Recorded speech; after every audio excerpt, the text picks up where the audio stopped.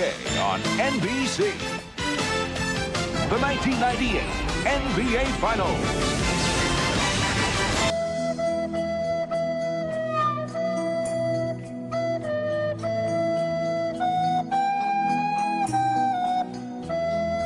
James catches, puts up a three.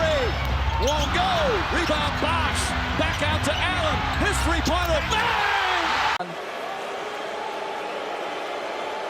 Kiss me, I'm so pretty, JJ Redick. I wish there was a way to know you're in the good old days before you've actually left them.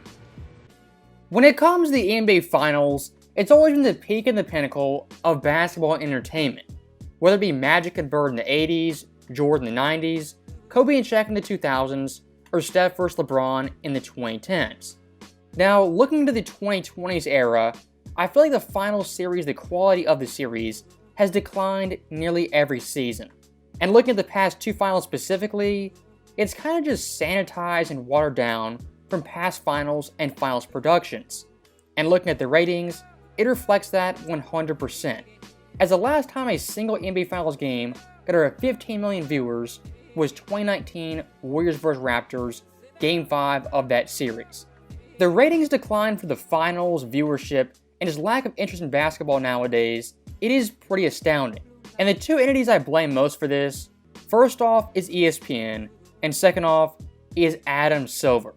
And looking at Silver first, this guy for the majority of his reign as commissioner just been very lackadaisical asleep at the wheel and coasting off past successes of someone like David Stern.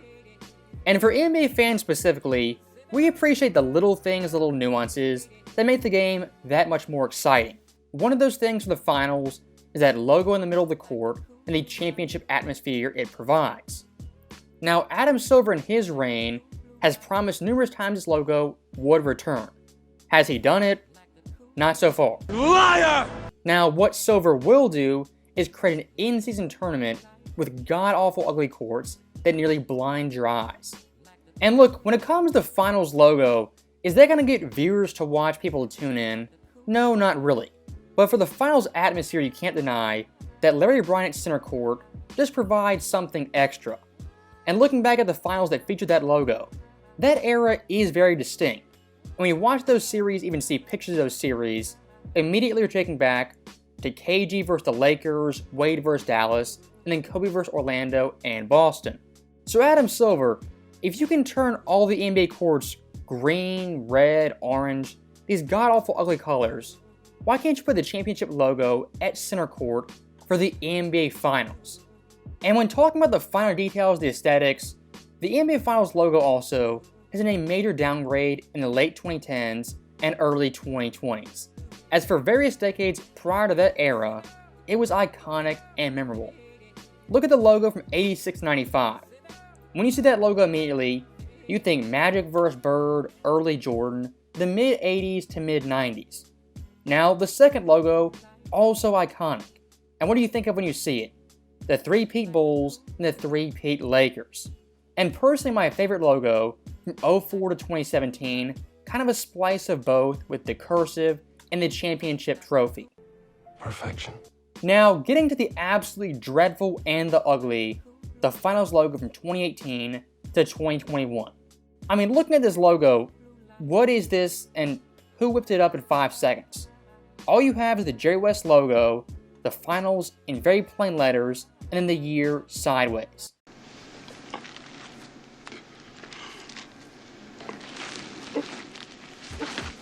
And look, why I talk about the logos, the court design, is basketball at the end of the day, it is entertainment and a business. And for business, what matters? Presentation. These past couple years, the NBA Finals, yes, I watch every game I tune in, I'm a diehard NBA fan. But if you're being honest, does it feel like the Finals from the 2010s or the 2000s? If you ask me, it doesn't. And how do you get that back? Add the Finals logo, the championship logo, get rid of the YouTube TV ads, and have the ESPN halftime show not be 25-second segments at a time with 15 commercials in between. And that right there is the biggest problem. This halftime show 95% of the time provides no insight, no detail, and really no value. 6 for 18 shooting, 14 points, Tatum and Brown, 31 points on 12 of 25 shooting. This is game 5 of the NBA Finals. The stars for Boston showed up. The stars for Dallas. There's an APB out for them right now. So that right there is the state of ESPN and their halftime show. Just Stephen A. Smith being loud for 30-35 seconds, reciting basic stats, saying this star has to play better, this star isn't stepping up, and just saying things that are fairly obvious to everyone who's watching. Now, looking past the halftime crew, the biggest part of the failure of ESPN is their coverage of the actual games and their announcers. That being Mike Breen, who's fantastic, JJ Redick, who's alright, and Doris Burke, who's the worst. Now, my main problem with this crew isn't Mike Breen, Redick, or Doris as individuals. It's more of the awkward fit in the pairing of these three. And looking at our past finals crews, what do they have? Chemistry, rapport, and were beloved by all NBA fans. Those guys from 07 to 2023 called every single finals and became legends in the process. And some of the games they covered, Game 7 Lakers vs Celtics, Game 6 Heat vs Spurs, the entire 2016 3-1 comeback. And from an audience perspective when it comes to finals, what do you want? You want chemistry, credibility, and just reliability. Those three guys had it every single finals. This year's ESPN crew was the exact opposite of reliable and consistent. As to start the year, it was Breen, Doris, and Doc Rivers, the guy with the ashiest voice in league history. I'm not a real doctor, I'm just Doc Rivers.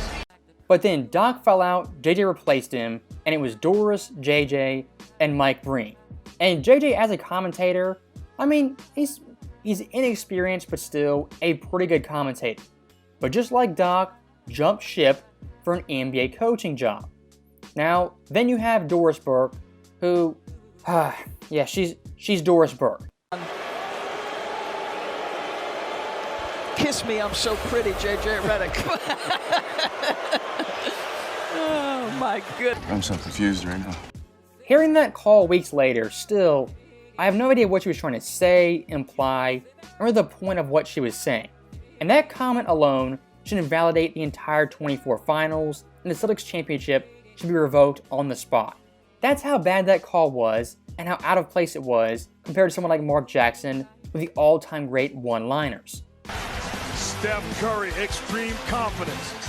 Here's the chatter. Delhi's the Curry stopper. Not on my watch.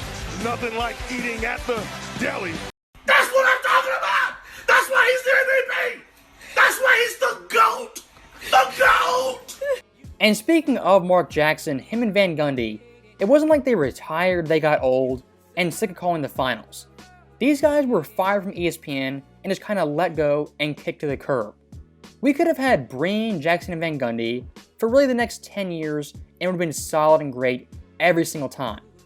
But for some reason ESPN had to shake it up for the sole reason of just shaking it up. And if ESPN's lineup for commentators was so great, so deep, they had the next Bob Costas or Marv Albert, I'd understand the switch and the changing of eras. But for this specific change, they fired two legends, for one guy who's a head coach in the NBA now, and Doris Burke. And if you look at past final series, someone like Bob Costas, I wouldn't say was the best play-by-play guy, but post-game, pre-game, made you feel like it was the NBA Finals, and there's gravity and weight behind the series, and every single game. His essence is so much deeper than image. In fact, the image is, in his case, an amplification of something true and substantive.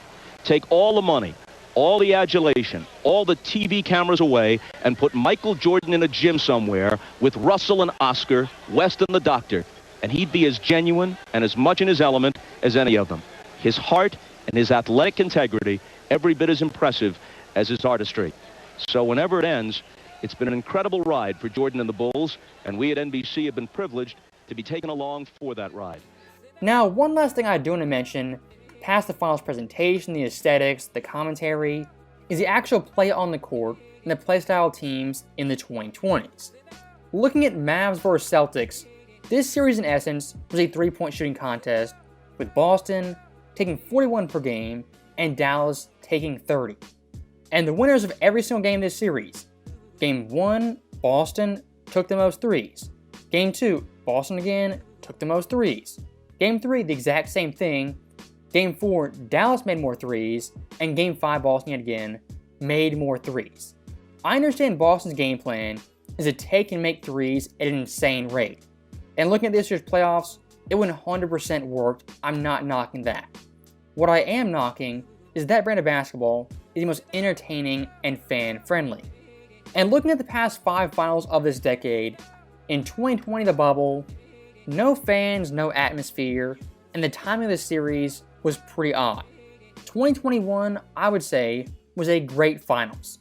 2022, while it had massive legacy stakes, it wasn't a great series top to bottom, as every game 1 through 6 was decided by double digits and the margin of victory was 13.3 points. 2023, Jokic versus an 8 seed, not the greatest matchup with the biggest marquee franchises you can think of, and really past game 1 of the series was never in question. So when it comes to the decline of the NBA Finals, there are a ton of factors, but the 2 biggest problems with the finals in my view, it's ESPN their presentation and Adam Silver the commissioner not making it feel like the finals. As always, thank you guys for watching, hope you enjoyed it. I'll see you next time.